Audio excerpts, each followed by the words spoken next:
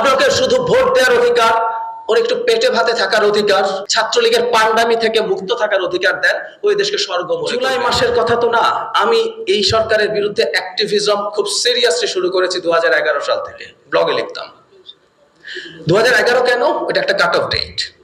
2011 সালে সরকার পঞ্চদশ সংশোধনীর মাধ্যমে তত্ত্বাবধায়ক সরকার ব্যবস্থা বাতিল করে দেয়। ওই দিনই বোঝা গেছিল শেখ হাসিনা কি করতে যাচ্ছেন, তিনি যে ডাকাত হয়ে উঠতে যাচ্ছেন পুরোপুরি। That was the very clear indication.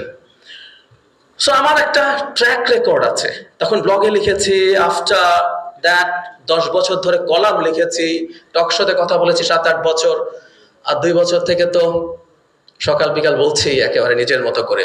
So যে কথাটা বলতে চাচ্ছি, আমি এই পুরো মুভমেন্ট, পুরো ব্যাপারটা কম দেখেছি এটা বলছি না, আমি বলছি না সবচেয়ে বেশি দেখেছি, আমি অনেক দেখেছি। সেই জায়গা থেকে বলতে পারি শেখ হাসিনার বিরুদ্ধে আমাদের অভিযোগ কি ছিল? খুব সিম্পল কয়েকটা অভিযোগ। উনি অবৈধভাবে ক্ষমতায় থেকেছেন, উনি আমাকে ভোট দিতে দেন নাই। গণতন্ত্র কিন্তু এতই ক্লিয়ার কাট কথা বলে, যেখানে আপনি ভালো কাজ করলে আমি আপনাকে ভোট দেবো না, এই রাইট আমার আছে। আপনাকে দেখতে ভালো লাগে নাই, ধরেন আমি ভোট করতে গেলাম, আমাকে ভোট দিল না, ভাই আপনার চেহারা ভালো না, মেনে নিতে হবে। আমি মানুষকে ঘাট ধরে মানাতে যাব না, দিস ইজ নট ডেমোক্রেসি। এই কারণেই সক্রেটিসের মতো মানুষ কিন্তু ডেমোক্রেসি পছন্দ করতে না। কিন্তু আমরা যদি ডেমোক্রেসির কথা বলি, তাহলে এটা মানতে হবে মানুষের চিন্তা, মানুষের মতামত ম্যাটার্স। আমি বলছি জনগণ চায় দেশটাকে এই বানাতে হবে। এই জনগণকে আপনি পেলেন কোথায়? কোথায় পেয়েছেন? কার কাছ থেকে কি আপনি জানতে পেরেছেন? কোত্থেকে জানতে পেরেছেন? আমার প্রশ্ন আমি মনে করি ভ্যালিড, যে শ্রমিক মারা গেছে, ও কি জন্য মারা গেছে আপনি কি তার কাছে গিয়ে জানতে চেয়েছেন? ও সেকেন্ড রিপাবলিক বোঝে? আপনাকে শুধু ভোট দেওয়ার অধিকার, ওর একটু পেটে ভাতে থাকার অধিকার, ওর একটু করাপশন থেকে দূরে থাকার অধিকার, ছাত্রলীগের পান্ডামি থেকে মুক্ত থাকার অধিকার দেন, ওই দেশকে স্বর্গ মনে করবে। আমি এরকম মানুষ দেখেছি।